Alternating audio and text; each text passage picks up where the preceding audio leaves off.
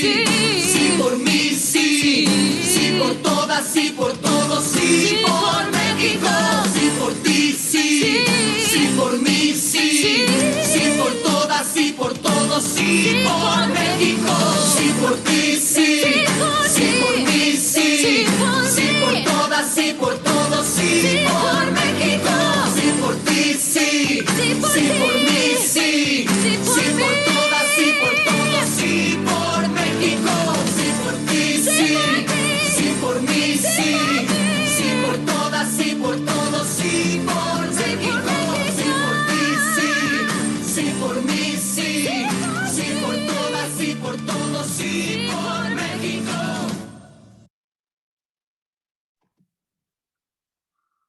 Pues muy buenas tardes, bienvenidos todos. Es un gusto para nosotros y un honor el tener hoy a un invitado del grupo, a Diego Petersen Fara. Diego es licenciado en comunicación por la Universidad de ITESO. Ha dedicado su vida al periodismo como reportero, columnista y directivo de medios. Fue subdirector de Siglo XXI, director de Público y fundador de los diarios Milenio. Actualmente es jefe de edición del diario El Informador. Es colaborador de diversos medios, entre ellos W Guadalajara, donde conduce diariamente Así las Cosas Jalisco, Megacanal, el periódico El País y la revista Nexos. Su columna En Tres Patadas se publica todos los días en El Informador y El Financiero, y los viernes se replica en varios medios en todo el país, entre ellos sinembargo.com, El Economista, El Siglo de Torreón y los periódicos Noroeste. Ha sido conferencista en congresos nacionales e internacionales de periodismo y comunicación y ya ha publicado 3 novelas: Los que habitan el abismo, Casquillos Negros y Mala Sangre. Y de veras, es un orgullo para Jalisco tener a Diego y un orgullo para Sí por México y para todos nosotros el que hoy nos acompañe, Diego. Bienvenido y son tuyos los micrófonos. Muchísimas gracias, Olga. Muy buenas tardes a todos. Le comentábamos ahorita que en estos tiempos de la pandemia se vuelven medios complicados. Yo les decía que para mí las conferencias, pues uno está muy acostumbrado a la interacción y son a 3 bostezos sin límite de tiempo. Entonces, espero que vayamos, digamos, fluyendo en esta conferencia. Cualquier cosa nos van diciendo.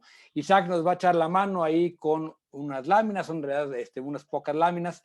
Pero bueno, de lo que más o menos que quisiéramos comentar hoy es un poco cuál es la perspectiva que estamos viendo hacia la elección 2021. Todo el mundo estamos, ahora sí que metidos ya de lleno en la elección, del presidente para abajo, el presidente principalmente, pero sí me gustaría un poco que ubicáramos, digamos, un poco el contexto en el que se da la elección muy distinta a la que hemos vivido en otros años, quizás la más parecida, por decirlo de alguna manera, y algunas similitudes a la de 97, cuando fue este gran inicio de las elecciones democráticas en este país. Quizás desde entonces no habíamos vivido una elección intermedia con esta intensidad. Y la otra, ciertas características, digamos, de la elección que la hacen absolutamente distinta a otras que hayamos vivido, ¿no? Entonces, lo primero, y me gustaría si ponemos la primera gráfica, Isaac, para que la vayan viendo, es, digamos, cuando me preguntamos por qué llegamos a donde llegamos, cómo es que ahora sí que llegamos a este nivel de encono social y de rompimiento, de polarización. Pues lo que primero que hay que ver es, no sé si ustedes están viendo la gráfica, yo no la veo, pero No esta se ve. gráfica no va. No se ve. Ahí va. Ahí está. Esta gráfica lo que nos dice es cómo se fue polarizando la riqueza en México. Y si no tenemos esto como contexto de fondo, si no entendemos que esto es, digamos, lo que está en la base del momento que estamos viviendo, no vamos a poder realmente, digamos, entender, mucho menos tratar de cambiar, ¿no? El momento, digamos, donde hay mayor clase media es 2006. La democracia sí tiene en un primer momento esta promesa de generar igualdad. Si la democracia no genera una mayor igualdad de todos en acceso no solo a bienes económicos, sino a bienes de salud, a la justicia, a la educación, si no sirve para eso la democracia, no sirve para nada. O sea, la democracia es el medio para una mejor calidad de vida. Y si vemos, digamos, si ponemos el 97 como el inicio de la democracia, 2000 hay un incremento muy leve o un decremento leve de la pobreza, pero al 2006 sí hay un cambio importante. ¿Qué pasa? Que viene la otra epidemia, la que ya no nos acordamos, que se junta con la crisis internacional, la crisis de las bolsas en el año 2008-2009, y entonces para 2010 lo que tenemos es una reconcentración de la riqueza. Aumenta la pobreza, se reduce la clase media y aumentan los ricos. Eso es muy importante. No solo se reduce la clase media, sino que se polariza, ¿no? Y esto sigue creciendo todavía en el sexenio de Peña Nieto, ¿no? Entonces, si no entendemos que esto es lo que está de fondo en la polarización que tenemos ahora y que esto es lo que hay que trabajar, es decir, que finalmente todo lo que hagamos tiene que ver con transformar eso. Si queremos democracia es para que existan, ¿no? Otro detalle, digamos, que está detrás de esto es la destrucción de los sindicatos y la pérdida del poder adquisitivo del salario. La gran promesa del Tratado de Libre Comercio es que se iba a generar, me acuerdo yo todavía muy bien, que se ponía este ejemplo de la copa de champaña que derramaba, ¿no? Entonces que sí, se iba a derramar riqueza. Pero no, porque se destruyeron los sindicatos, que finalmente da el equilibrio entre capital y trabajo que tiene que haber, y el poder adquisitivo se vino por abajo. Digamos, el colmo de esto, lo más patético, la expresión más patética de esta paradójica, es que fue Coparmex quien empezó a insistir en subir el salario, ¿no? O sea, el sindicato patronal empezó a decir hay que subir el salario, pero ¿por qué? Porque cuando vieron que ya la polarización del país crecía y que era prácticamente inevitable que López Obrador capitalizara ese descontento, ¿no? Entonces, haber perdido el salario mínimo como una referencia de calidad de vida hizo que aumentara, digamos, esta disparidad entre ricos y pobres, que se redujera la clase media, que es lo más importante, y que no hubiera un interlocutor del otro lado. Los sindicatos los destruimos, ¿no? Eran sindicatos charros, corruptos, lo que sea, pero podemos hablar todo lo mal que queramos de Fidel Velázquez, pero el punto mayor de poder adquisitivo del salario mínimo se logra con Fidel Velázquez, y desde que muere Fidel Velázquez la caída es estrepitosa. Y esa figura que nos parece todavía visto para atrás como ese personaje, digamos, que representaba el charrismo, ¿no? El sindicato charro, finalmente lograba, ¿sí?, este equilibrio entre capital y trabajo que hemos perdido. Entonces, bueno, surge en medio de este contexto, digamos, económico muy visto a vuelo de pájaro, una figura como López Obrador que nada tiene de improvisado. O sea, López Obrador es una figura que se viene construyendo a sí mismo y que se ha ido alimentando de décadas de olvidos y de olvidados, ¿no? Es decir, el país funcionaba con una pequeña nata, con un pequeño grupo de control. Él tuvo, digamos, esta habilidad para ponerle nombre. Si para él algo bueno López Obrador es para los apodos, ¿no? Debió haber sido el típico niño bulero de la escuela que le ponía a todos, pero cuando nombra a la mafia en el poder, logra capitalizar o catalizar lo que muchos mexicanos estaban pensando, que había un pequeño grupo que tomaba decisiones y que había muchos olvidados y muchos olvidos en este país. Y la otra cosa que entendió muy bien López Obrador, es que México estaba partido en dos y había un México a dos velocidades. Un norte integrado, que se integró muy bien al Tratado de Libre Comercio, que se integró muy bien a la visión de una nueva economía, y un sur absolutamente olvidado. De hecho, digamos, si vemos lo que ha pasado del Tratado de Libre Comercio para acá, es que las ciudades se han desarrollado, o sea, se han concentrado la población en las ciudades, pero todas las ciudades, salvo Puebla, digamos, que en realidad Puebla mucho está, digamos, en el hinterland o en el ambiente económico de la Ciudad de México. Las ciudades que se han desarrollado están en el norte, ¿no?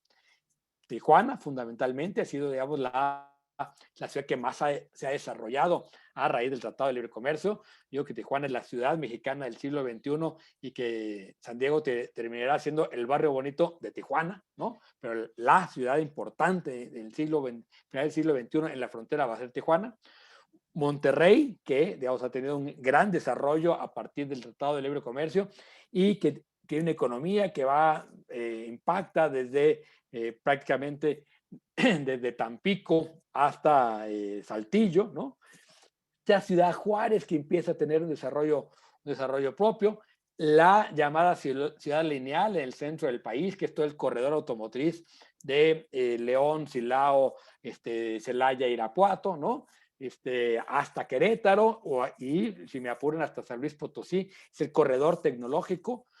Guadalajara, que ha desarrollado, digamos, a partir de, básicamente, del puerto de Manzanillo, una zona de influencia muy importante desde Michoacán hasta Sinaloa. Pero llegamos a la Ciudad de México, que tiene gran impacto desde Acapulco, Veracruz y Puebla, y para abajo no hay nada. Entonces, digamos, gran diferencial entre el norte y el sur, un norte que crece y un sur pauperizado y que además vivía del petróleo y digamos, la crisis de Pemex es la crisis de todo el sur, y entonces capitaliza muy bien López Obrador esta parte, digamos, de entender que el sur estaba olvidado y que había que hablarle al sur, ¿no? Desde la elección de 2006, si vemos el mapa electoral del 2006, prácticamente ganó todo el sur, más Zacatecas. Y el PAN gana todo el norte y Yucatán, ¿no? O sea, los que de alguna manera cambian son solamente esos dos estados, ¿no? Y entonces, ahora, López Obrador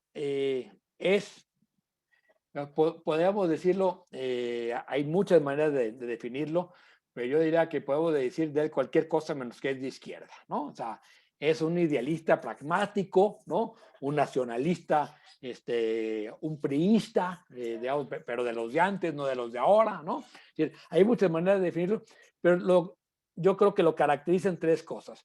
Uno es este nacionalismo, ¿no? Muy al estilo, digamos, de Lázaro Cárdenas, inspirado en ese nacionalismo Lázaro Cárdenas o incluso en el echeverrismo, pero con disciplina fiscal. ¿Se acuerdan ustedes del discurso de toma de posesión, ¿no?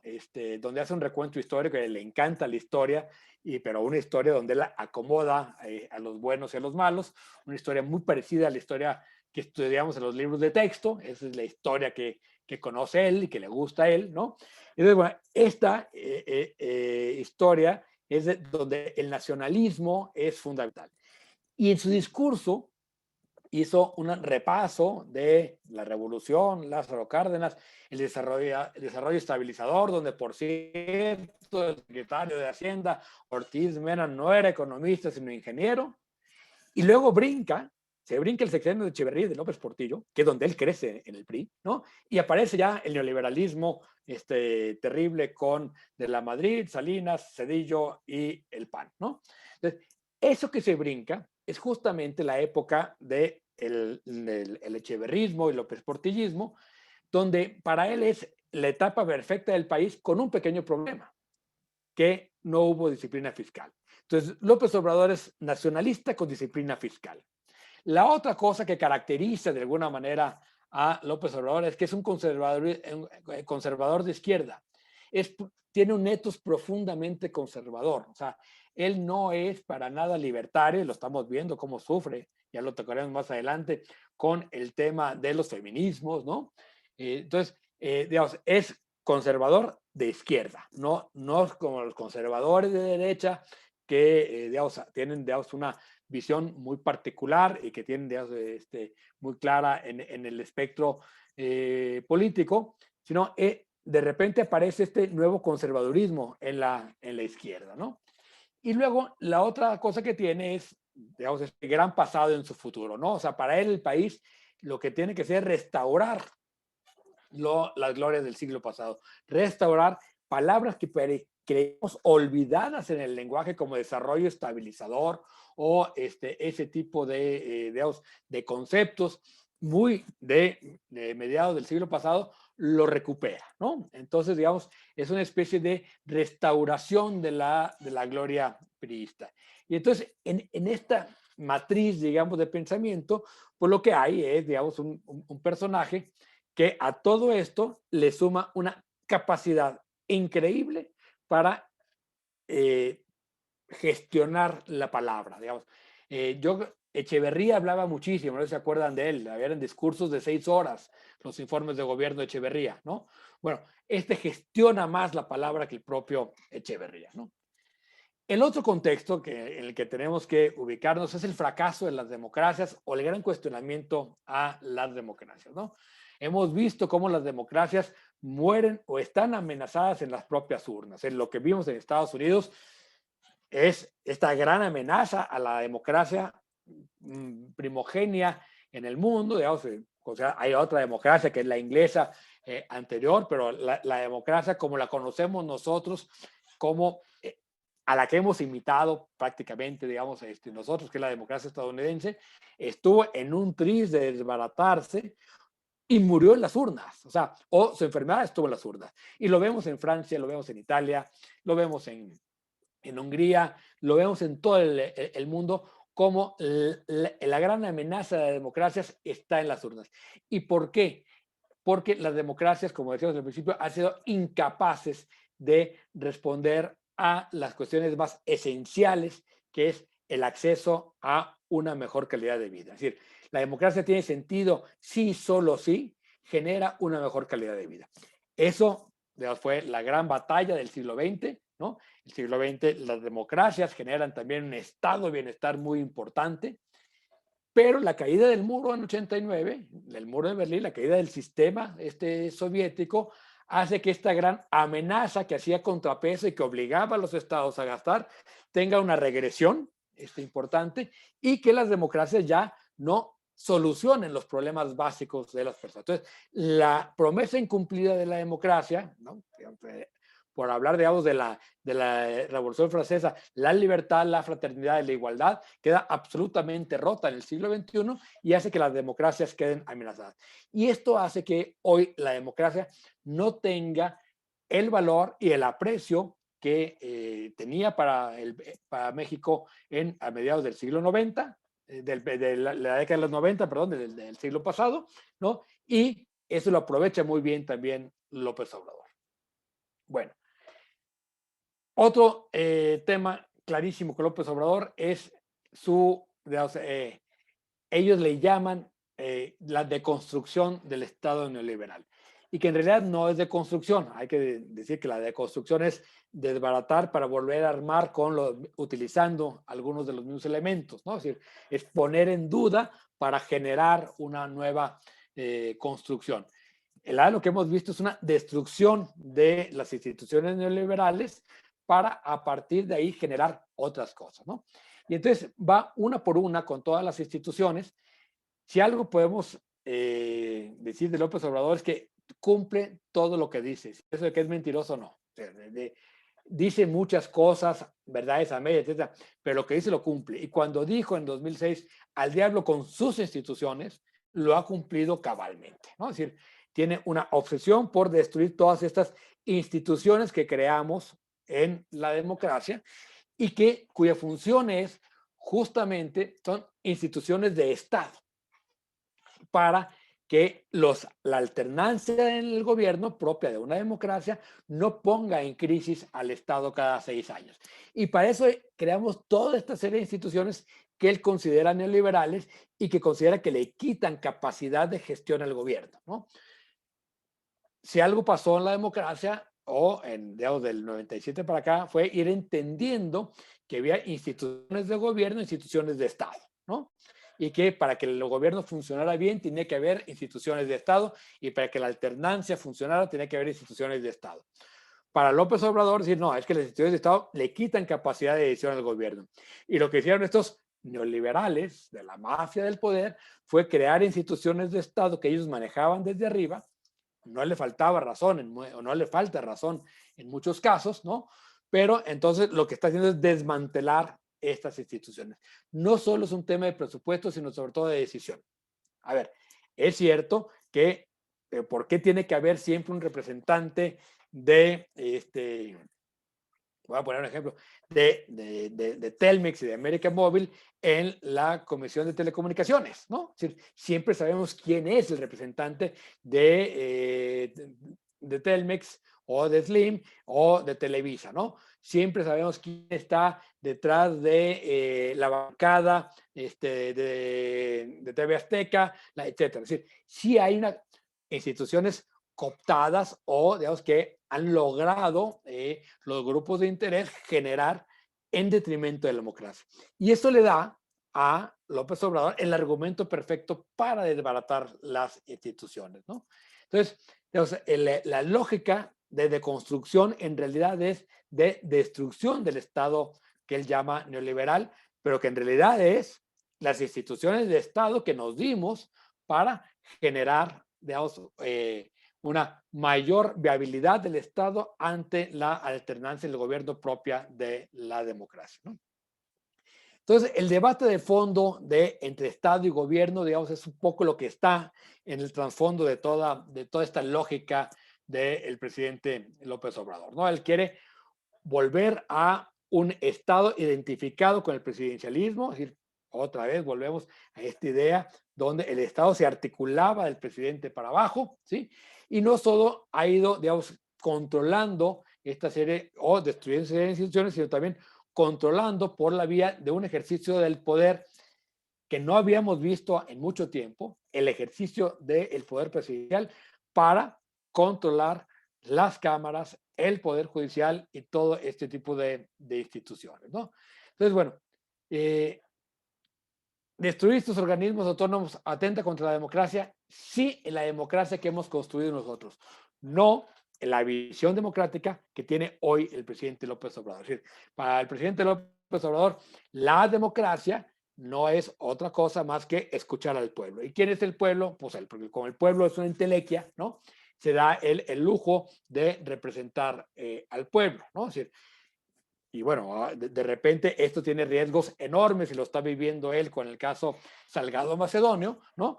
Pero bueno, finalmente, digamos, esta idea de una democracia basada en el pueblo a una democracia basada en instituciones, eso es lo que está en juego, digamos, en esta elección del 2021. Es decir, no solo es López Obrador o no López Obrador, sino visiones distintas del Estado y la democracia, lo que nos estamos jugando. Entonces, bueno, vamos a una elección absolutamente, digamos, inédita en muchos sentidos, ¿no? Es una elección que se va, si quieres ponemos la segunda gráfica, Isaac, es una elección que si vemos el mapa electoral, se juegan 15 gobernaturas, eso hacía mucho que no se jugaban tantos gobernaturas, o sea, nunca se jugaban tantos gobernaturas simultáneamente, ¿no? Hay que recordar, digamos, un poco, María de las Heras, que fue una gran encuestadora, entonces si la recuerdan, decía que el PRI era tan perverso que puso la fecha de las elecciones el día en que la mitad del país estaba inundado y la otra mitad muriéndose de calor, que era la primera semana de julio, ¿no? Ahora la movimos a junio, ahora todos vamos a estar muriendo de calor, nadie va a estar inundado, ¿no? Esa es la única diferencia. Pero bueno, lo que hay, en esta parte de la perversidad era que había elecciones cada año y lo que le permitía a el presidente en turno estar jugando políticamente todo el tiempo. Hay que recordar, por ejemplo, Salinas, que fue el último presidente hiperpoderoso de la era priista, removió a 17 gobernadores. O sea, todos los gobernadores que no le tocaban elecciones o que le iban a estorbar durante el gobierno, lo removió, ¿no? López Obrador lo que tiene es que va a tener en esta elección intermedia 15 elecciones estatales que le van a permitir, ¿sí?, probablemente tener una gran capacidad de gestión dentro de los gobiernos de los estados, ¿no? Entonces, bueno, ahí tienen los indicadores, si le alcanza a ver, los estados en verde tienen gobernatura y diputados, los estados, el estado en café, que es Campeche, tiene gobernatura y diputados. ayuntamientos y algunos cargos auxiliares, ¿no? Que solo existen en Campeche. Luego se renuevan diputaciones y ayuntamientos en todos los que están en morado, solo diputaciones en Hidalgo y Durango, ¿no? Y en Quintana Roo y Coahuila, solo ayuntamientos, ¿no? Y en Morelos, diputaciones y alcaldías. Es decir, todo el país tiene elecciones locales, ¿sí? A diferencia de otras elecciones concurrentes, ¿no? Entonces, esto hace que sea no solo el INE lo presenta como la elección donde se va a elegir más cargos de toda la historia, sino que es una elección donde el presidente se juega literalmente el futuro. No solo se juega la Cámara de Diputados federal, se juega también el control de los congresos estatales y se juega tener el control, pues ya no de la CONAGO, porque la CONAGO ya dejó de existir, sino del territorio, ¿no? Es decir, la gestión en los gobiernos de los estados y los ayuntamientos es la gestión del territorio. Entonces, en este contexto, digamos, rumbo a estas elecciones, la gran apuesta de López Obrador es su popularidad. Es cierto que es el presidente más cercano a la gente que hemos tenido, si eso nadie se lo puede negar. Si lo comparamos, Fox, que era de charachero y que le gustaba placearse, ¿no? Si se acuerdan, Vicente Fox, cuando empieza a tener problemas, sobre todo en la segunda mitad de su periodo, lo que hace es irse a los estados donde se sentía como pez en el agua, ¿no? O sea, Fox era también un presidente muy, muy cercano, muy dicharachero, que le daba muchos problemas a su equipo de comunicación, que tenían que decir todo el tiempo lo que el presidente quiso decir, porque literalmente le escribían un discurso, se aprendían los datos con una capacidad increíble, ¿no? Y luego decía lo que quería, ¿no? Entonces, nunca fue disciplinado en la comunicación, pero eso lo hacía que fuera muy, muy cercano a la gente. Él tenía esta gran intuición para leer al público al que estaba dirigiendo. Más que Fox todavía lo tiene López Obrador. Esa cercanía que logra con digamos, con la gente, con el pueblo, como él le gusta decir, es impresionante. Y no habíamos tenido un presidente que tuviera esta cercanía, ¿no? Y la otra es, nunca habíamos tenido un presidente que controlara tanto la comunicación. Esta idea de las conferencias mañaneras, que la inicia él cuando es jefe de gobierno de la Ciudad de México, como una forma de imponerle todo la agenda al presidente Fox. De hecho, lo hizo pedazos comunicacionalmente en esos años, ¿no?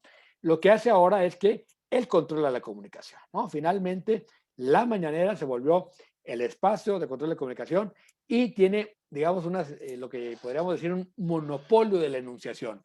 No existe otro político ni en el gabinete, mucho menos en la oposición, que tenga esta fuerza. Es decir, los gobernadores que han querido medio sacar la cara les ha ido fatal, y pregunten el de Jalisco, Enrique Alfaro, digamos que ya prácticamente claudicó y entregó las armas, por decirlo de alguna manera, en esta batalla de comunicación con el presidente, ¿no?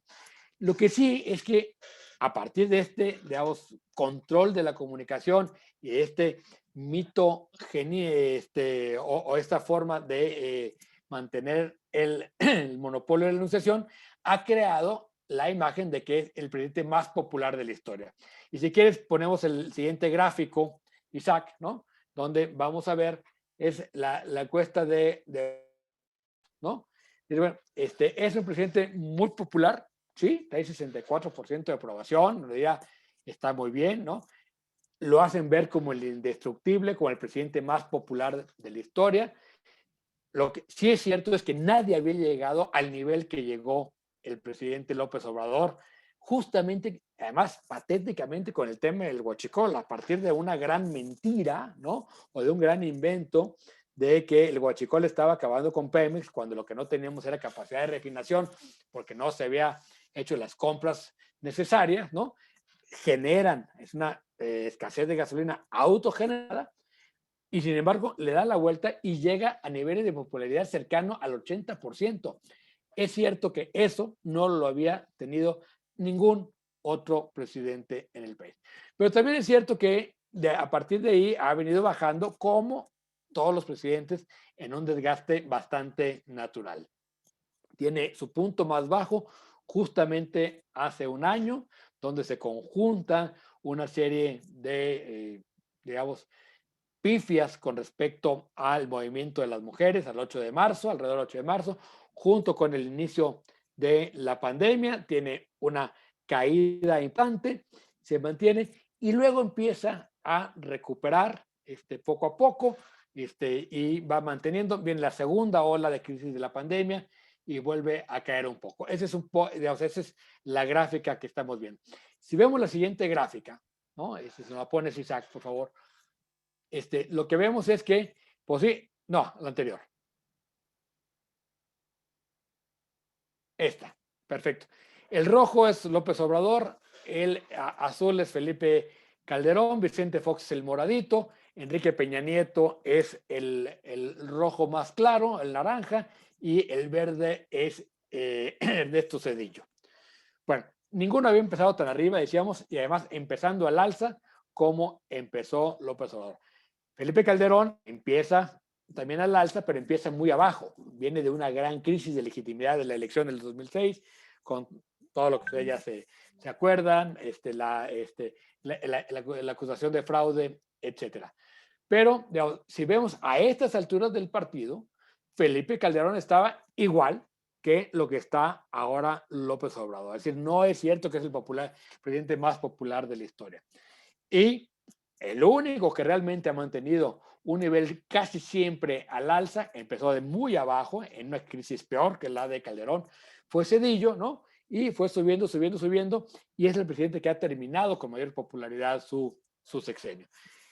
Caso contrario, Enrique Peña Nieto, que bueno, es literalmente un tobogán a partir de la Casa Blanca y el tema de Ayotzinapa, ¿no? Es decir, alcanza a recuperar un poquito, pero ya absolutamente niveles por abajo del 25%, que para un presidente es, digamos, bajísimo.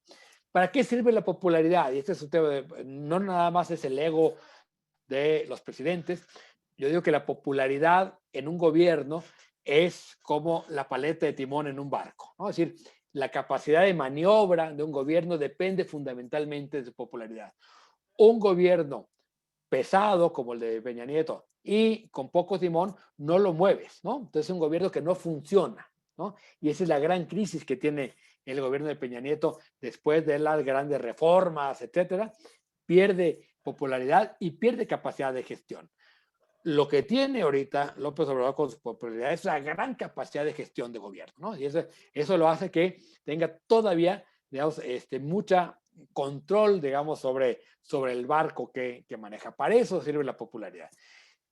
La popularidad se traduce en elecciones, ese es el otro gran tema, ¿no? Es decir, realmente vamos a tener con López Obrador un gran impulso para Morena, sí y no. O sea, definitivamente todas las encuestas nos indican que ahorita el partido que tiene más impulso es Morena. Pero eso no significa que en automático la popularidad del presidente se pase a la popularidad del partido. Y casos muy claros, si vemos, digamos, ahí mismo, o sea, no podía haber estado más alto en su popularidad Zedillo en la elección del año 2000 y el PRI perdió la elección, ¿no? Es decir, también Fox llega bastante alto hacia el final y no tiene muchos problemas para transmitir el carisma a Calderón. El mismo Calderón termina bastante bien su sexenio en popularidad, pero no logra transmitirla a su candidato y pierde la elección a su candidata, en este caso, y pierde la elección frente al PRI. En fin, pensar que la popularidad del presidente se transmite en automático al partido, a su partido, esa es una gran falacia, ¿no? Entonces, vamos a elegir, como decíamos, 300 distritos, 200 pluris, 448 de ellos buscan la reelección, ¿no? Entonces, en realidad vamos a la primera gran elección federal, y vamos a concentrarnos ahorita en la Cámara de Diputados, donde la mayoría van a buscar la reelección. Estos 448 que buscan la reelección, la mayoría, por supuesto, son del partido que tiene el partido mayoritario, que es Morena. Diputados que, que llegaron ahí por la popularidad presidencial, por el arrastre de la elección pasada, pero que al no estar en la boleta López Obrador, se les va a complicar muchísimo la reelección. No digo que no tengan oportunidad, lo que digo es que no va a ser en automático, como, o sea, muchos llegaron sin deberla, ni temerla, ni saberla, ¿no? O sea, muchos ni siquiera hicieron campaña y ganaron la elección de hace 3 años. Este año va a ser mucho más complicado que logren siquiera la misma votación porque no tienen ese gran remolque que fue López Obrador. La otra es que estos 300 distritos están inscritos en, en diferentes estados, ¿no? 32 estados, 15 de los cuales tienen elecciones de gobernador. Y lo que va a influir, así como influyó en su momento la elección para presidente, arrastró la elección federal de diputados, aquí ahora las gubernaturas van a influir muchísimo. ¿Sí? Entonces, más que una gran elección, también hay que ver que tenemos 15 elecciones estatales, cada una con lógicas distintas y que cada una, digamos, la elección a gobernador va a mover también la elección federal. Ahora va a ser al revés, va a ser la elección, en las elecciones locales, las que van a mover en mucho estas elecciones federales. Y Morena aquí, digamos, tenemos, si algo tiene Morena, es que no es partido, es un gran movimiento en torno al presidente y que funciona de maneras muy distintas en todo el país, ¿no? En Nuevo León es claramente un movimiento de derecha vinculado, originado en el PRI, ¿no? Y que ha sido capaz de llevarse a todos los que el PAN y MC han desechado. En Guerrero es un partido de izquierda vinculado a liderazgos tradicionales de la izquierda, como es Amílcar Salgado o el propio Salgado, Amílcar, perdón,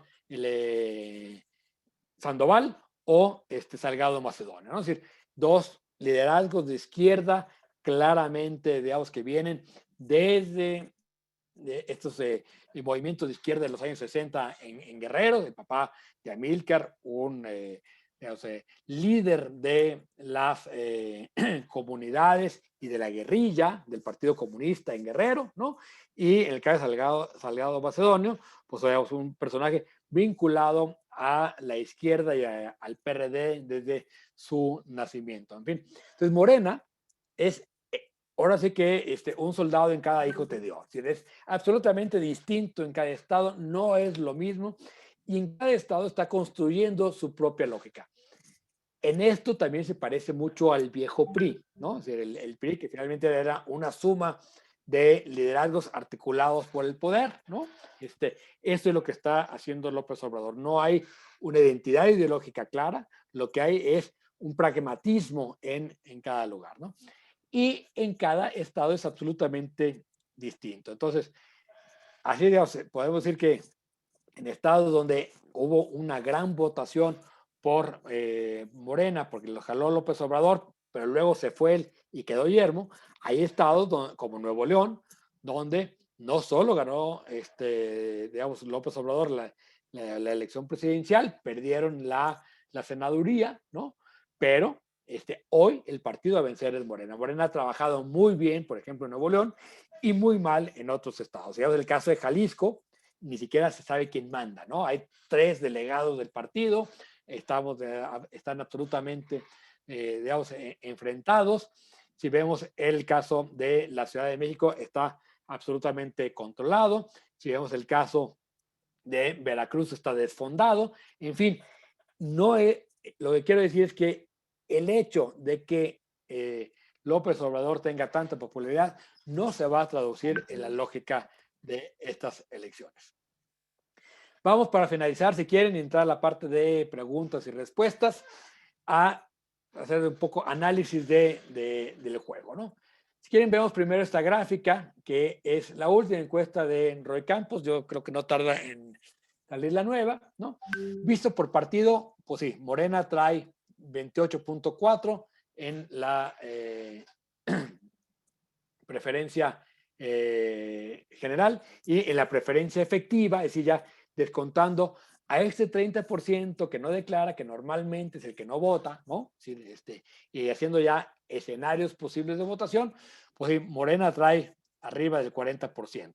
Y con la cláusula de gobernabilidad, eso le va a dar, si esta fuera la fotografía, es de diciembre, hay que decirlo, ahí tenía todavía muy asegurada la mayoría absoluta, no la mayoría calificada, ¿no? Que yo creo que, digamos, este es un escenario importantísimo. Una cosa es que tenga la mayoría absoluta, que es la honorable mitad más uno, y otra, la mayoría calificada, que es lo que le permite hacer cambios constitucionales, que por una serie de cosas que se hicieron en la transición, digamos, muy desasiadas, la migración al partido Morena de diputados del PT y el Verde lograron que tuviera esta mayoría calificada, ¿no?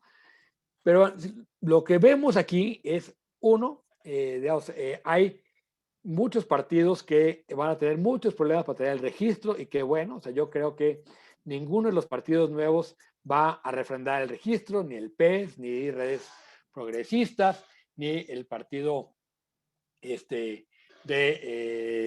nuevo partido del sindical, el Fuerza por México, ninguno de esos creo que vaya a refrendar. Dos, el Verde y el PT, aunque van en alianza con Morena, les va a costar mucho trabajo por, perdón, por el simple hecho, voy a tomar un poco de agua, pues, de que ahora la votación ya no es por la alianza, ya no van, digamos, ya no se reparten las cuotas como antes. Movimiento Ciudadano se la está jugando muy fuerte. Yo creo que Movimiento Ciudadano es un caso muy especial porque decidieron no ir en la alianza bajo la excusa de que, no sé, que la alianza era con el PAN y el PRD y que con el PRI no irían. Yo tengo la hipótesis de que, digamos, por un lado, están jugando una carta de altísimo riesgo, pero que les permitiría tener mucho poder, y que es que si logran mantener el registro, que como vemos aquí, está en el límite, están en 3.8, ¿no? El resultado que tuvieron en la elección pasada, la del 18, lo que les da el registro es Jalisco y Nuevo León. Y hoy Nuevo León la están pasando muy mal. O sea, el candidato se les desfondó, es pésimo su candidato a gobernador, ¿no? Y en Jalisco están teniendo un gran desgaste por el ejercicio de gobierno. Entonces, ese 3.8 que traen ahorita se podría caer y si caen abajo de 3, pierden el registro. Pero vamos a suponer que les salga bien su jugada, lo que van a hacer van a tener el número de diputados que van a poderle están jugando a hacer la bisagra entre la alianza y Morena, algo que Dante maneja muy bien, o sea, es un viejo lobo de la política Dante, ¿no? Y se está jugando su resto a ser el partido del equilibrio y venderle caro a López Obrador esos votos. Hay que recordar que fue un eterno aliado de López Obrador en la elección de 2006, de 2012, se separan en la del 18, acaba de publicar una carta, digamos, aparentemente muy ruda, pero siempre trae, digamos, un buen acuerdo con el presidente. Bueno, dicho esto, vamos a ver, en realidad, la elección se va a dar entre dos bloques. La alianza, ¿cuáles son las grandes fortalezas de la alianza? Primero, presentar un bloque único y no dividir el voto, eso sin duda es una fortaleza, ¿no? Sí van a sumar 25, 27, 30%, vamos a ver, probablemente más, pero digamos, el tener un bloque único sí está dando resultado. Hay encuestas, la encuesta que maneja GEA, el grupo de economistas asociados, su parte política, muestra que hay cada vez más una aceptación de la alianza por parte de los votantes como la alternativa a Morena. Entonces, al concentrar la oposición, ¿no? Esto permite también que haya menos, digamos, de desgaste en las campañas, ¿no? Es decir, al tener claro, digamos, que si el candidato en este distrito le toca al PAN, al PRI o al PRD, eso va a hacer que los partidos se concentren allá donde pueden ganar y sean más competitivos. Esa es otra gran fortaleza de la alianza. Sin embargo, sí tiene enormes debilidades. La primera es que desdibuja ideológicamente a los partidos, pero sobre todo que actualiza el discurso, o sea, pone en escena el discurso de López Obrador, pasa del púlpito a la concreción, el discurso de que existe el PRIAN y que en México hay dos alternativas, los liberales y los conservadores. Esto, o sea, digamos, al estar juntos, le facilita a López Obrador el discurso antagónico. Siendo esto una gran debilidad, también es cierto que en este momento lo que está en juego es que Morena no tenga la mayoría absoluta, la mayoría calificada, la absoluta yo creo que la va a tener, pero la calificada en el Congreso, es decir, que no pueda hacer los cambios constitucionales. Eso me parece que la otra gran debilidad es que, pues sí, digamos, representan claramente el pasado, ¿no? Entonces, digamos, ¿por qué? Son los partidos que, digamos, que vienen, digamos, de la época corrupta que dice López Obrador, entonces, le facilita mucho esa narrativa a López Obrador. Por el contrario, digamos, son los partidos que, si bien construyeron la democracia, son también los partidos que la destruyeron a base de corrupción. Es decir, lo que no podemos negar es que estos tres partidos tienen una etiqueta de corrupción perfectamente marcada y esa es una enorme debilidad de cara al proceso. Bueno, DMC ya comentamos básicamente Morena y sus aliados. Sí, la popularidad del presidente es una fortaleza, ¿no? Ya dijimos una fortaleza que no necesariamente se traduce en votos, pero bueno, siempre es mejor tener a López Obrador para esta elección, es mejor tenerlo de tu lado que en contra.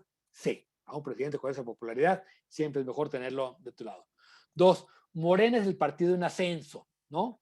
Y tiene la estructura de los programas sociales. Es decir, si alguien ha usado los programas sociales de una manera burda y descarada, eso que tanto se quejaba López Obrador es López Obrador. Gabriel García, el encargado de los programas sociales, es al mismo tiempo el que hace las estructuras de Morena.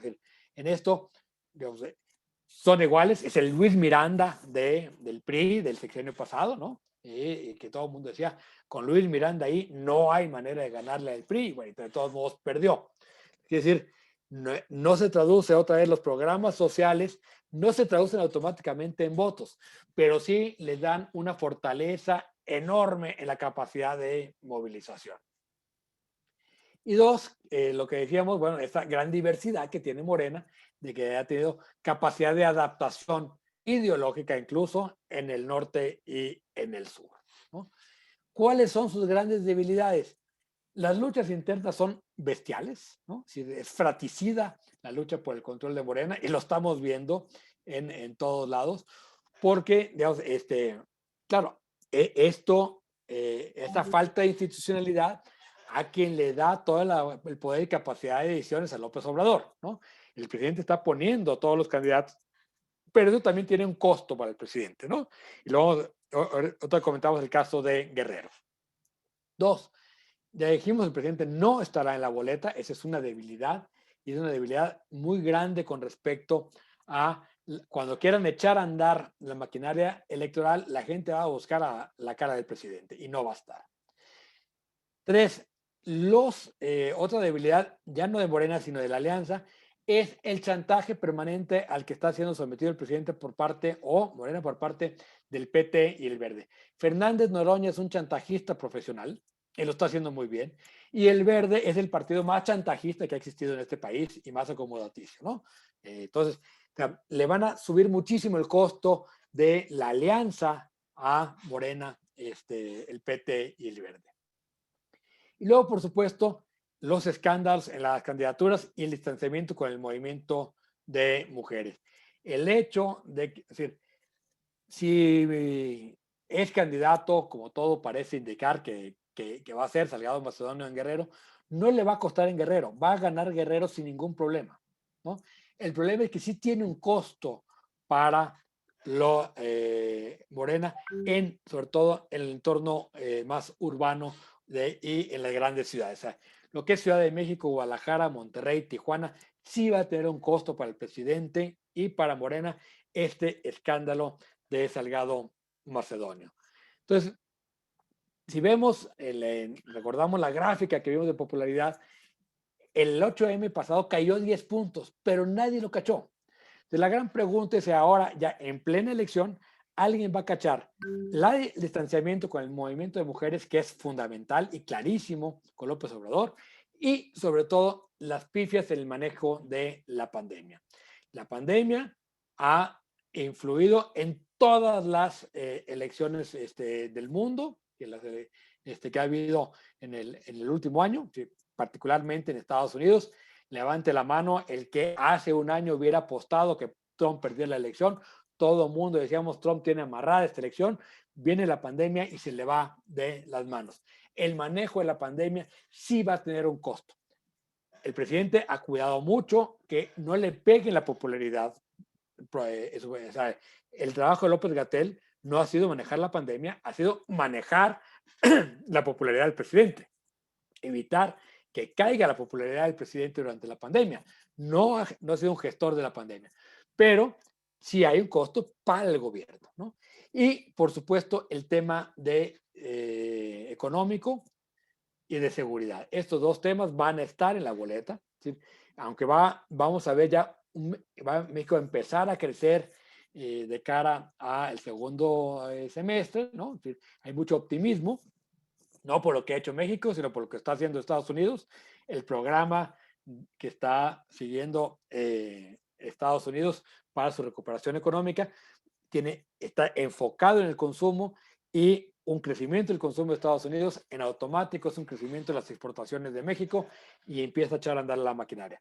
¿Cuál es el problema? Que, y lo dijo el secretario de Hacienda, vamos a tener una recuperación desigual por sectores y por regiones del país, ¿no? Entonces, no todas las regiones del país van a estar en franca recuperación en el momento de la elección.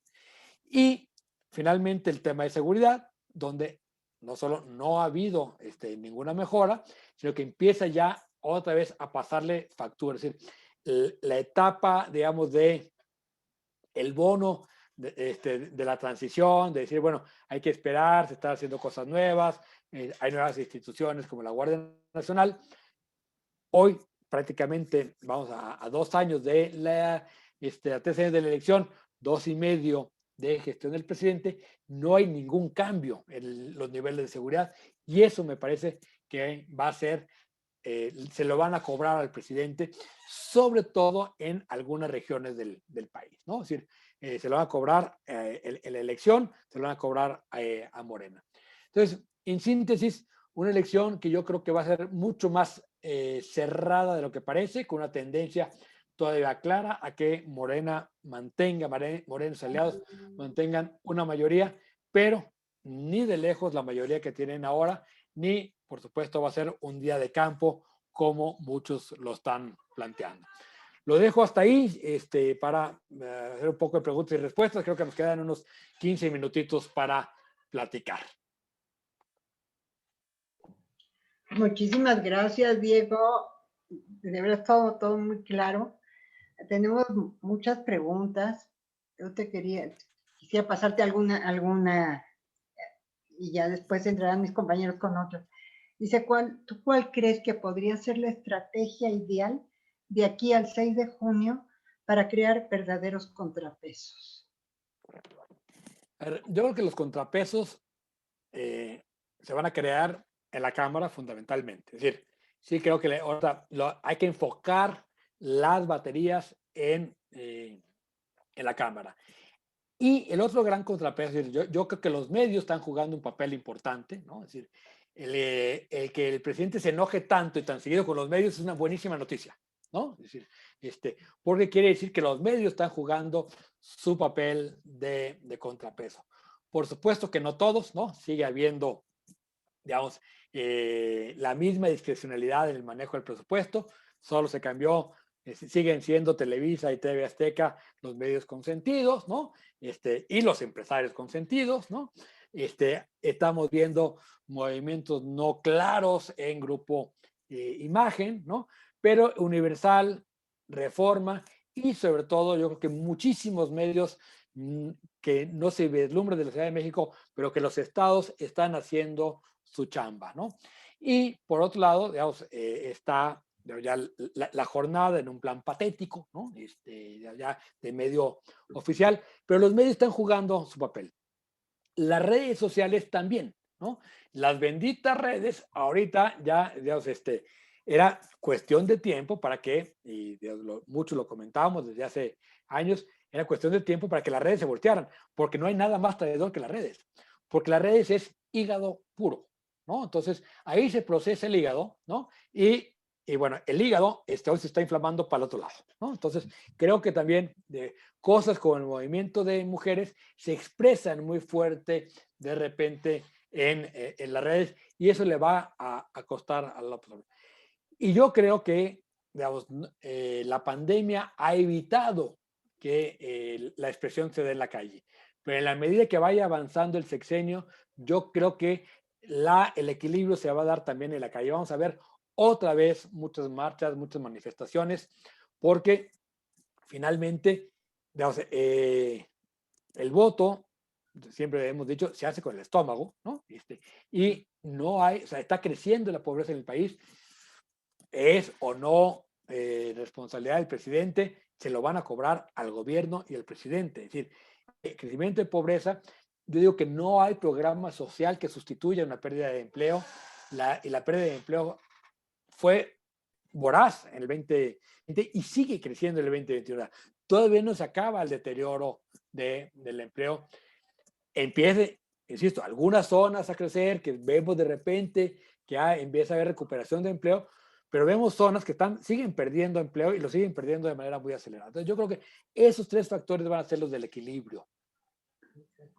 Muchas gracias. Jayita. Micrófono.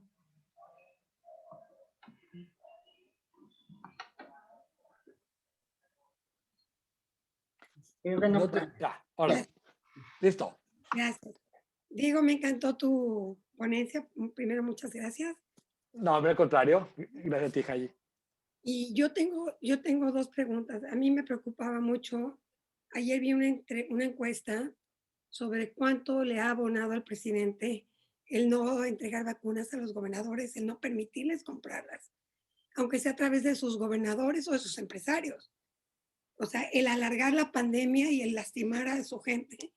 Decía yo al inicio, antes de que abriéramos al público, que hice un cálculo de aquí, solo al principio de junio, al 1 de junio, son 120,000 vidas. Si se muere una persona por minuto, son 120,000 vidas. Entonces, si eso no tiene un peso, digo, me duele muchísimo, pero independientemente creo que nos duele a todos. Y además encontré anuncios de radio cuando he estado manejando últimamente, que dicen, Morena te está vacunando, los otros gobiernos no te quieren vacunar. Sé que el PAN impugnó por ahí uno, pero sé que hay otros 12 que ya escuché modificado lo mismo, pero dice lo mismo. Entonces, ¿cómo va a afectar esto? Subió en las encuestas, hay una encuesta oficial que tengo, bastante seria, que le dio un 10% más a Morena, que me parece terrible, en vez de bajarlo, y está manipulando a la gente. Y la segunda es el tema mujeres que también manejaste. Siento que somos el talón de Aquiles del presidente y de este gobierno, que no saben qué hacer con nosotros, que si marchamos nos dicen, si no nos dicen, que si quitan a... Creo que Salgado Macedonio incluso fragmenta a Morena interno, aunque ellas no lo terminen de decir. No hay mujer que pueda estar de acuerdo con eso. O sea, no hay una. Sí. Entonces, De acuerdo. ¿cómo lo ves? A ver, con el tema de las vacunas, o sea, el presidente incluso les pone la trampa a los gobernadores cuando dice, no, que compren vacunas. No hay. Ya fui a ¿no? Cofepris, no que haya. Entonces, sí. Entonces, no hay manera de que, y lo comentaba, no sé, previo a el tema de las vacunas tuvo dos momentos. Uno, por supuesto que cuando le encarga a Marcelo Ebrard que se convierta en jefe de compras del gobierno, sí, Marta Delgado hace su chamba y empieza las negociaciones, ¿no? ¿Por qué tenemos a la subsecretaria de Relaciones Exteriores negociando vacunas? Esa es otra locura de este gobierno, donde no hay gabinete, lo que hay es secretarios particulares por tema, ¿no? Entonces, El secretario particular de vacunas se llama Marcelo Ebrard, lo lanza a conseguir vacunas y, digamos, era cierto que tenía algunos acuerdos, ¿no? Pero una pugna interna del gabinete y una voracidad de las empresas que empiezan a licitar. O sea, eso de que no, los países no pueden dar a conocer los contratos, no pueden dar a conocer ni el monto a que compraron, ni los plazos que le prometió la empresa, ni los volúmenes que le entregó. Eso, digamos, sucede en México y sucede en Francia. O sea, acabo de ver un video de un debate en Francia donde le reclamaban a la Secretaría de Salud que hubiera firmado ese acuerdo y dijo, no tenía de otra. Las farmacéuticas secuestraron a los estados. En eso tiene toda la razón López Obrador, no se lo vamos a negar.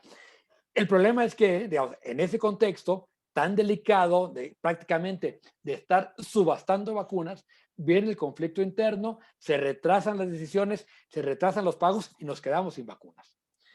Las vacunas que llegaron el 23 de diciembre, que tuvieron recepción de Estado, fueron más secretarios de Estado a recibir las vacunas que a recibir al presidente de Argentina, ¿no? Es patético.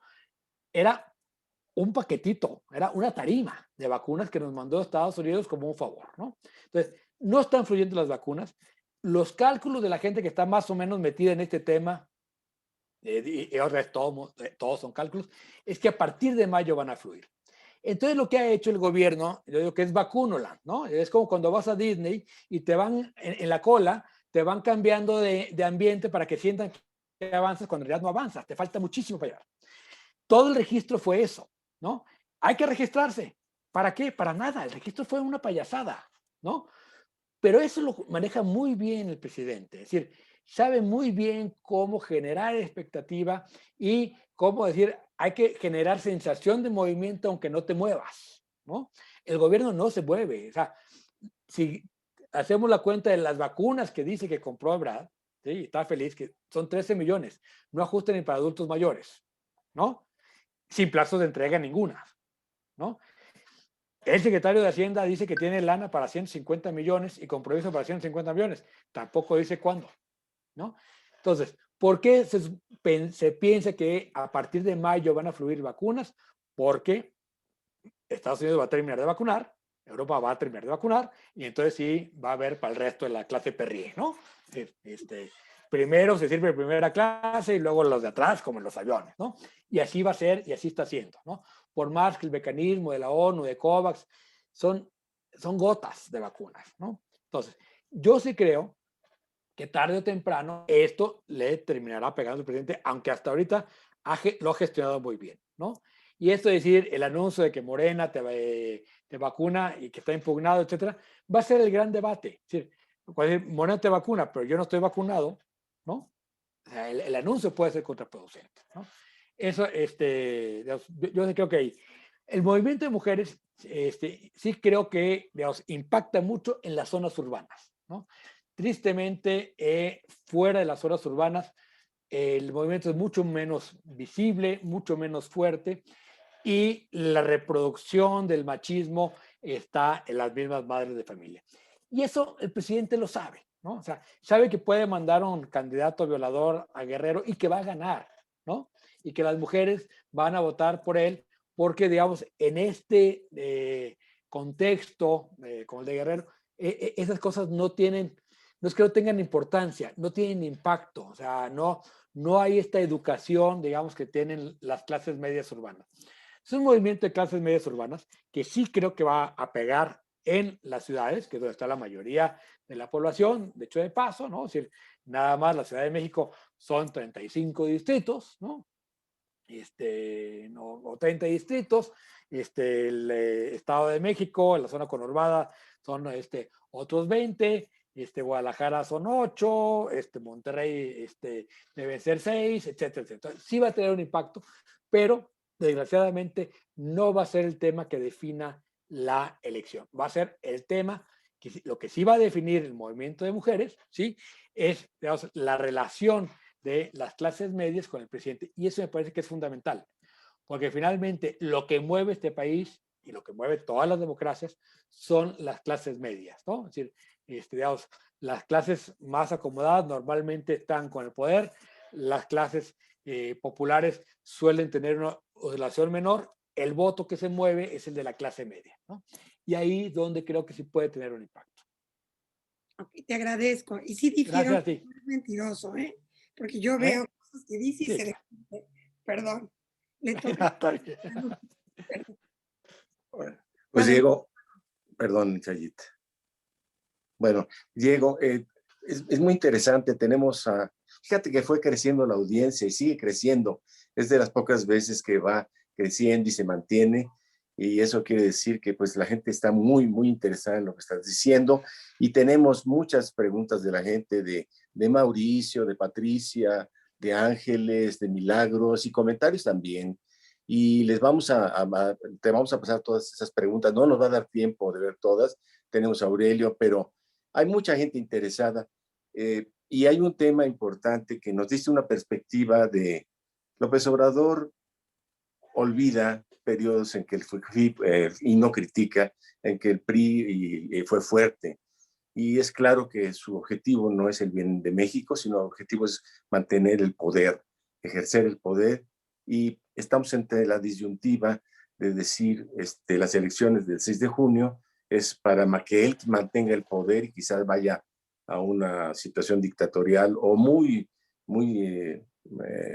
dirigida hacia tomar o vamos a una democracia. Ese es realmente lo que está en juego. Y ahí, en ese punto, fíjate, te oí decir que decías que la mayoría absoluta, posiblemente la mantenga. Y bueno, pero nos abriste los ojos diciendo, oye, espérate, es que no es la popularidad lo que debemos estar viendo únicamente. La popularidad no va a ser necesariamente el factor único, porque no es el que está en la boleta. Eso para mí es un punto muy importante. Están los gobernadores, están los que se van a reelegir y han hecho mala chamba, está la parte de movimiento en tierra. Pero aquí lo importante, quizá como lección, es preguntarte qué podemos hacer los ciudadanos y la sociedad civil organizada para que en estas elecciones Morena pierda la mayoría absoluta, el mayor porcentaje. ¿Qué podemos hacer para luchar, abatir el abstencionismo? ¿Qué podemos hacer para que participemos en las campañas ciudadanas y coordinarnos con los de la alianza? Aquí es importante saber que la ciudadanía no se ha metido mucho, pero ahora se está despertando. ¿Qué podemos hacer para que realmente México siga siendo un país democrático, Diego? La sociedad. Sí. A ver, primero te comentaría sobre lo que comentaste, que el presidente lo que busca es mantener el poder todos. Yo siempre la metáfora que digo es, tú no puedes acusar a un perro de comerse un filete que dejaste en la mesa. ¿No? O sea, el instinto de todo político y la lógica perversa, que es lo que pervierte siempre la política de cualquier partido, que me digas PAN, PRI, PRD, MC, Morena, es mantener el poder. O sea, esa es, digamos, quizás la parte más perversa del poder, pero que hay que entenderla así. O sea, el poder tiene que reproducirse a sí mismo, ¿no? Un poder que no se reproduce inmediatamente empieza a perderse, ¿no? Entonces, siempre la obsesión de todo político es mantener el poder. Y la fue de, quizás el único que en ese sentido se entendió como un presidente de transición fue Zedillo, ¿no? Es decir, que él más bien entendió que si no había transición, ya se habían empezado a matar a balazos y iban a acabar a cañonazos, ¿no? Entonces, él entiende eso y facilita la transición. Y digamos, por eso es un presidente que, si lo vemos, siempre hace lo que tiene que hacer, ¿no? Sin importar el costo político. Es muy interesante, pero creo que es único el caso de ese. Los demás, la lógica del poder es mantener el poder, ¿no? Entonces, yo siempre digo, pobre del que suceda a López Obrador, porque la va a dejar un país yermo, ¿no? Es decir, sea Claudia, su candidato, Marcelo, sea, gane alguien de la oposición, el que llegue le va a tocar a un país bastante complicado. Pero no podemos culpar a López Obrador de querer ganar la elección. O sea, lo quiso hacer Peña, lo quiso hacer Calderón, Fox, etcétera, ¿no? De hecho, de lo que acusa López Obrador a Fox es de haber impuesto a Calderón y haberse robado una elección. Podemos discutir, yo creo que no, pero bueno, hay una buena parte del país que cree que sí. Ahora, vamos a tu pregunta concreta. ¿Qué podemos hacer? A ver, yo creo que es muy importante generar conciencia del equilibrio, ¿no? Es decir, aún la gente que votó por López Obrador, porque por ahí veí en el chat brincó ahí sí, bueno, entonces, si solo ¿quién votó por López Obrador? Votó la clase media de manera masiva. Y esa clase media que votó de manera masiva porque estaba hasta el gorro de un sistema, digamos, que había llegado a su límite y empezaba, digamos, a través se había vuelto terriblemente corrupto y endogámico, ¿no? Es decir, ya era PRI, PAN, PRD hechos bolita y no salían de sí mismos, ¿no? Junto con, insisto, esto que llamó López Obrador de manera muy inteligente la mafia en el poder porque sintetizó un concepto, ¿no? Ahora lo que creo que tenemos que hacer es, primero, encontrar una narrativa donde la importancia de los equilibrios, ¿no? O sea, te puede gustar o no López Obrador como presidente. Lo que no es sano en ninguna democracia es que no exista equilibrio, ¿no? Entonces yo creo que lo que hay que buscar es decir, a ver, para que el gobierno sea mejor, tiene que ser un gobierno equilibrado, ¿no? No vamos a... O sea, porque yo creo que es esta idea que de repente sí han manejado algunos de que vamos a ganarle el 2021 y en el 2022 hacemos referéndum y lo quitamos, ¿no? Yo creo, a mí no me gusta la idea del referéndum, ni de lado de López Obrador, ni del lado de la oposición. Si una virtud ha tenido nuestro país, que no es menor, es que de Lázaro Cárdenas para acá, todos los presidentes han terminado su periodo, ninguno ha estado un día más, pero tampoco un día menos. Eso es rarísimo. Creo que no hay otro país en el mundo que pueda, a lo mejor, pero por supuesto que no es Francia, no es Alemania, no es Estados Unidos, no son los países de Latinoamérica que tuvieron golpes de Estado, ¿no? Esa, digamos, de maravilla que tenemos de haber tenido transiciones pacíficas del poder ya casi 100 años, ¿no? Me parece que es un valor que hay que mantener, ¿no? Entonces, yo no iría por el lado del referéndum, ¿no? Sino por el lado del equilibrio. La importancia de que tengamos un poder en equilibrio. El poder se ejerce en equilibrio. Yo estoy seguro que López Obrador hubiera sido mejor presidente o mucho menos malo con un Congreso que no estuviera con mayoría calificada, ¿no? O sea, no tengo la menor duda. Hubiéramos visto a un presidente mucho más moderado. Si queremos a un presidente menos atrabancado, ¿no? Necesitamos equilibrio. ¿Cómo traducimos eso a una narrativa y cómo convencemos a nuestros vecinos que eso es lo importante en este momento? Que lo que se juega no es López Obrador o no López Obrador, sino que lo que se juega es la estabilidad del país y la estabilidad de todos nosotros, de la economía, ¿no? Porque además, insisto, hay que traducir la democracia a macarrones, ¿no? Es ahí donde se toman las decisiones del voto, ¿no? Entonces, si queremos crecimiento económico, si queremos desarrollo, tenemos que tener un país mucho más equilibrado en todos sentidos. Y creo que eso, por ahí, claro, aterrizar eso a una campaña tiene su gracia y su complicación terrible, pero me parece, para mí ese es el discurso y no el de vamos a derrotar a López Obrador. Interesante la parte del equilibrio. Como tú dices, bueno, si se pierde la mayoría de Morena, no la absoluta, ¿qué se llama, verdad? No, la calificada. Si pues se pierde la calificada, ya no porque calificado. el Senado no lo tiene. El Senado no tiene calificada. El porque riesgo no que tiene yo veo constitucional, es que si vuelve a ganar la constitucional o calificada, la alianza se puede romper. O sea, sí veo a un PRI empezando a migrar, no en bloque, pero uno por uno, hacia el instinto de sobrevivencia que va a ser Morena. Claro. Y eso me parece preocupantísimo. Pero por otro lado, piensas tú que, por ejemplo, si gana la mayoría absoluta, pues él puede seguir autorizando obras faraónicas y cosas enormes en el presupuesto que están quitándole muchos recursos a la gente, ¿no? Claro. Entonces sí deberíamos tener, en mi opinión, y no sé qué pienses tú, buscar que perdiera la mayoría absoluta, la mayoría absoluta. Ahora, la pregunta es... Si se lo pierde, ya, ahí se pierde ya el control, ¿no? Exacto. O sea, ahí tienes ya no solo un poder más equilibrado, sino un contrapoder real en la Cámara de Diputados, ¿no? Es que sería interesante. Para son que no dos cosas. creo que sería muy paralizante en muchos sentidos, ¿no? Y creo que irían, hay un video por ahí de Paco Taibo, que no sé si se acuerdan ustedes, que dicen, y si no tenemos la mayoría del Congreso, vamos a gobernar a decretazos antes de la elección, ¿no? Entonces, creo que ese sería, o sea, vendría, digamos, esa gran pugna de los decretazos y la judicialización, digamos, de casi todas las decisiones, ¿no? Pero bueno, una parálisis política en el país, sí lo vislumbro, pero bueno, o sea, también parálisis puede ser, en otra parte, menos deterioro institucional, ¿no? Y una parálisis económica quizás, y una confrontación política muy ríspida. O sea, el escenario que veo es, si tiene la mayoría, la mitad más uno, va a ser más política. Si tiene 66%, va a ser más tirano, más dictatorial. Si tiene menos del 50%, va a ser más confrontativo. Es interesantísimo lo que dices.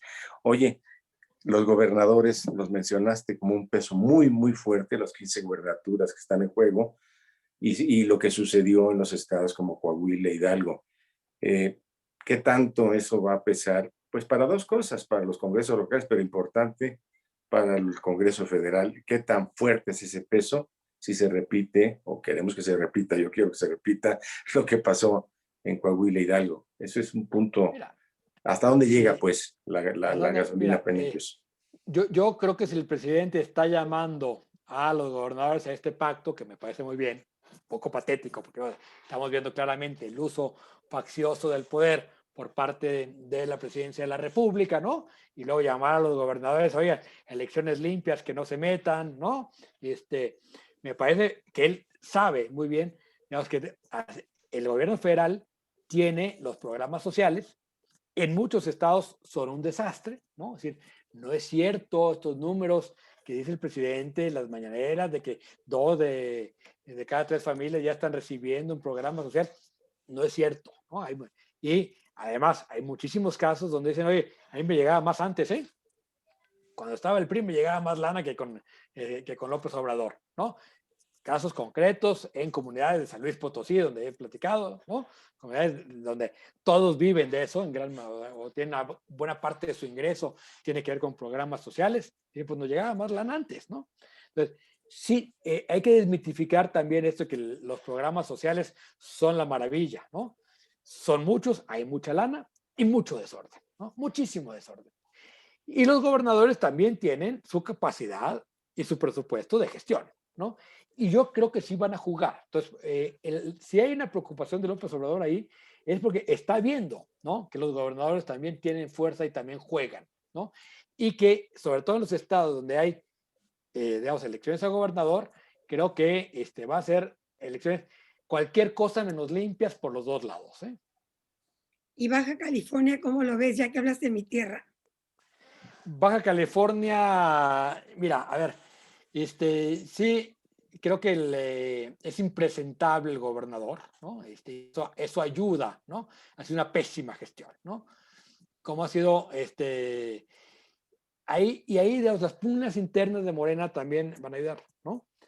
Ahora, veo muy dividido también el voto de oposición, ¿no?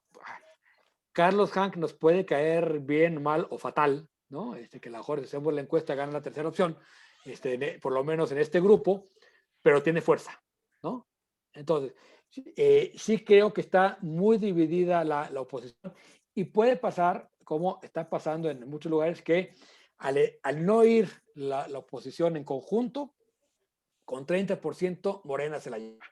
Y ese sí es un riesgo que lo estoy viendo en Baja California y lo estoy viendo en Jalisco, en los municipios, ¿eh? Es decir, que al estar tan fragmentado el voto, ¿sí? Esa es la única, quizás la única virtud de la alianza, pero es una gran virtud, no fragmentar el voto, ¿no? Que con 30% no gane Morena. Y en muchos lados, como Baja California, con 30% se puede ir, ¿no? Muchas gracias, Diego. Diego, realmente esta ha sido una plática, no queremos abusar de tu tiempo ni de los demás, pero yo me quedo con una idea. La idea es que vamos a avanzar en la democracia si va a bajar el poder de Morena en la Cámara, no sé cuánto, la moneda está en el aire, pero por todos los factores que nos presentas, no va a subir, va a bajar algo, no sabemos hasta dónde va a llegar, pero tenemos que hacer un esfuerzo por tener equilibrio, que esa es realmente la verdadera democracia, ¿no? Entonces, pues yo quiero agradecerte todo tu tiempo y si quieres dar un mensaje final, por favor, porque aquí te vamos a despedir con una costumbre que tenemos y les vamos a abrir los micrófonos a la gente ahorita que termines de tu mensaje final. Nada más agradecerles a ustedes la paciencia y la atención. Espero que haya servido de algo. Muchas gracias, Olga. Gracias, Francisco, Isaac, Jaye, que son a los que veo, pero bueno, todos los demás, muchísimas gracias. Y cualquier cosa, estoy a sus órdenes. Ahí estoy en redes sociales. Podemos seguir la plática. Estoy en Twitter en @DiegoPetersen. Entonces, si quieren por ahí o a través de la página del Informador, también ahí está mi columna todos los días. Gracias. Gracias a ti. Te vamos a despedir, como siempre despedimos a los amigos. Por favor, abran sus micrófonos, díganos de dónde vienen y te vamos a despedir con un aplauso. Muchas gracias. Una magnífica Muchas gracias.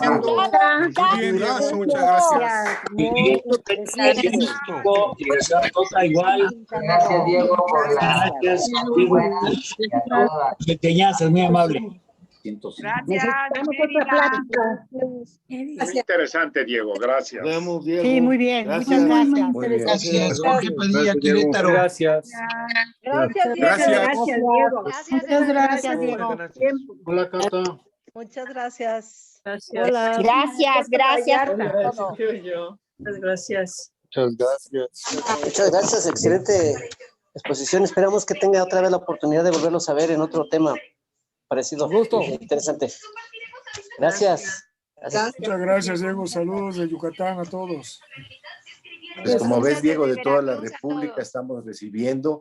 Y les Saludos de recuerdo que Guadalajara. tenemos a Josefina Vázquez Mota el próximo martes y vamos a reprogramar a Xochitl Gálvez, que tuvo que de emergencia irse a batear el madruguete que dieron en la Cámara de Senadores. Pues muchas gracias a todos y nos vemos la próxima. Y a luchar. Buenas noches. Hasta pronto. Diego, saludos. Buenas noches. Saludos, Francisco. Muchas gracias, Diego. Padre, María. Enrique Verdón.